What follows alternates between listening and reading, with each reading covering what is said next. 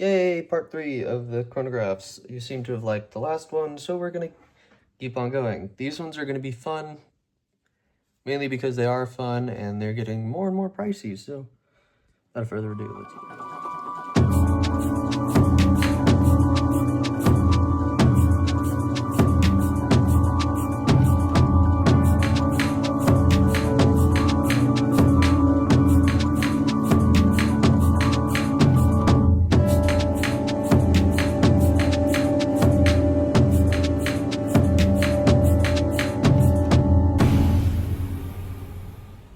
Rather than 3, we have 4 watches today. 3 are physical, 1 is not in my possession anymore, but it's still going to be on the list since it is a chronograph. It wasn't anything fancy, it was just an Amazon watch, but try to remember which came first, but I think I know which one we're going to start with. So for the longest time, I wanted a manual or automatic chronograph watch. Don't know why, I just really wanted one, so started working in an old music store, not the one I work in now, but I'd saved up enough money, found a cool, cheap Swiss chronograph on, Chrono24, and went ahead and bought it. It took forever to get in, but this is what I got. The Valois and Martin chronograph. I know everything's in reverse because I'm using, mirror mode. But this watch is really, really cool. It's Swiss made. It's got a ETA 7750. Sorry, I'm spacing out on it. It's allegedly a limited edition out of 782 or 62 or something. 782. This is number 46. Haven't seen another one like it, but I'll do some close-ups and stuff. So I'll also put a video of the movement and how the movement really works. It's really cool. So we're going to insert those now. So I mainly wanted this just because of the movement. It's a great watch. I needed a new movement for it because one of the wheels inside broke, and there's a couple other issues with it. But overall, it was a really good watch. It still is a good watch. It's really nice and perfect on my wrist size-wise. It's not too overbearing, and it fits a lot nicer than my other chronographs. I've done teardowns on it, but I just wanted something Swiss and very smooth sweeping. I also, like I said, wanted a chronograph, and I just thought this watch was really cool for its price at about $375. But to me, I think it's a one-off. I don't think there's any other of these out there in the world. It's powered by a 7750.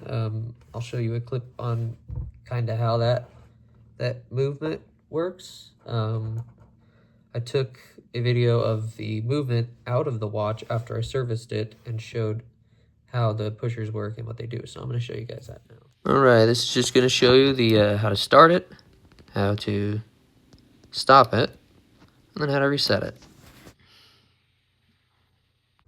So once you start the chronograph on this, right, you'll click it, and then you'll start to see the central seconds hand go around. That's your chronograph seconds, and then your minutes is up at the top there, and then your chronograph hours is at the bottom.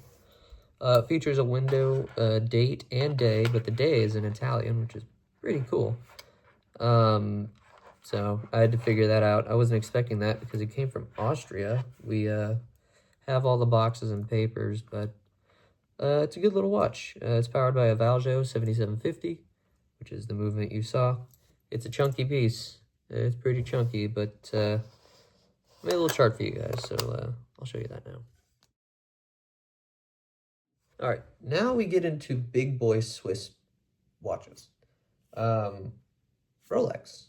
So after I had this Valois and Martin chronograph that we just reviewed, I fell in love with automatic chronographs and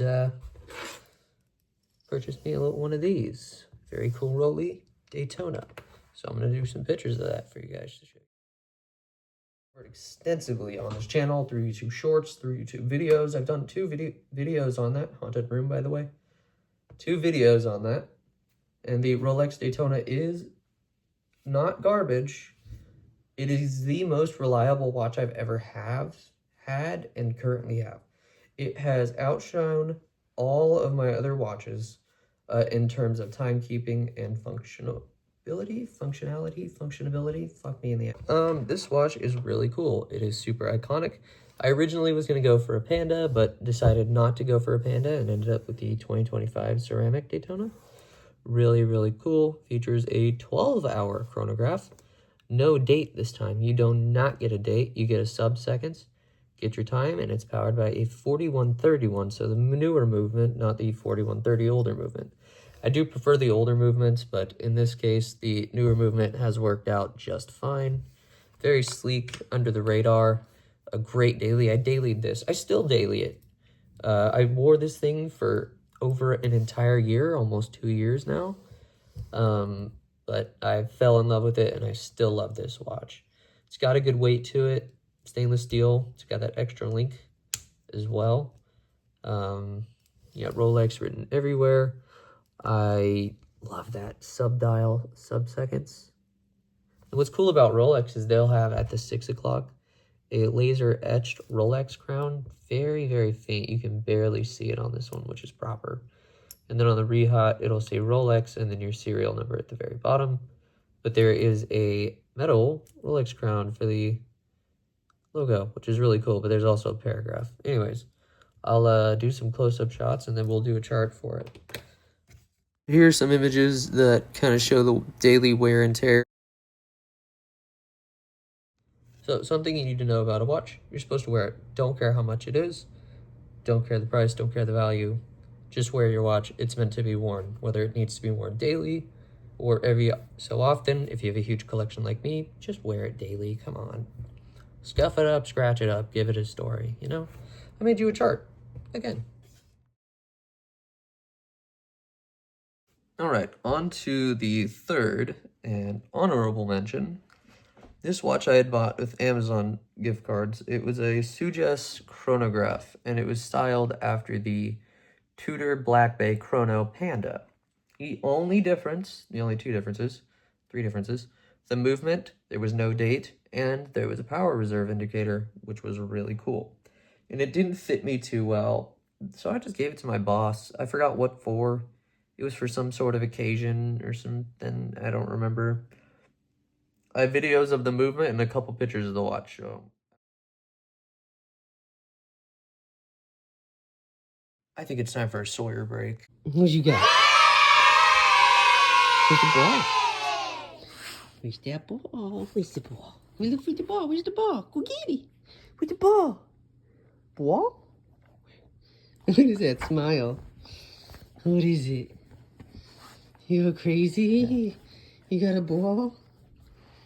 You're so silly. You crazy. Hi, so we're going to continue after that Sawyer break with the next and final watch, I believe. So let's hit to that. All right, so on to our final watch, the very heavily worn and worn out strap, Omega Swatch, the Moon Swatch, the Omega Speedmaster Moon Swatch. Now, this watch was one that I've really, really always wanted. Now that I have it, by the way, I'll tell you about that in tonight's live, or one of the lives. But this little chronograph is something I had desired once they came out.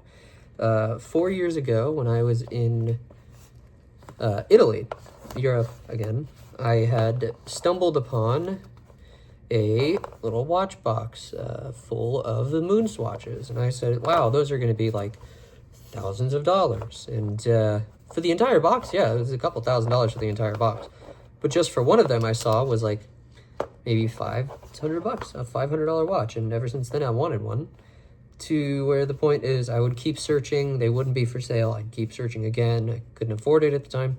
I'd keep looking, and then just one day I ended up getting one. And it's a cool little watch. This is the Omega Moon Swatch Mission to the Earth phase. So it comes with its box papers. Super dope. Pretty cool watch. I do enjoy it a lot. It holds good time. So this watch features a moon phase and an earth phase. Now, an earth phase is basically a reverse moon phase. And the earth phase, right here, goes counterclockwise, whereas the moon phase goes clockwise. This doesn't feature a date. This features a chronograph, which is kind of interesting because the cover for the, I believe the cover for the Earth phase is your minute hand. It's really weird, but yeah, it's a chronograph. Does its job in small seconds, quartz battery. It's got an ETA movement, I believe, if I remember correctly. They were supposed to have ETA movements. It fits really well. It's very comfortable to wear. It's very lightweight. Actually goes pretty well with what I'm wearing right now. So that's a plus. I'm going to do a little chart for you guys. But yeah, that's going to do it all for today's video. We went over some great watches, crazy different price ranges, and the next and final video of this series is going to be only 2 watches, and they are very, very cool. So stay tuned on that. I go live every day from 8 to 10 p.m.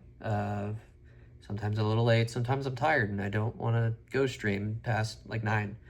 But it's full of watches, guitars, and ghosts and poop. So, a lot of poop.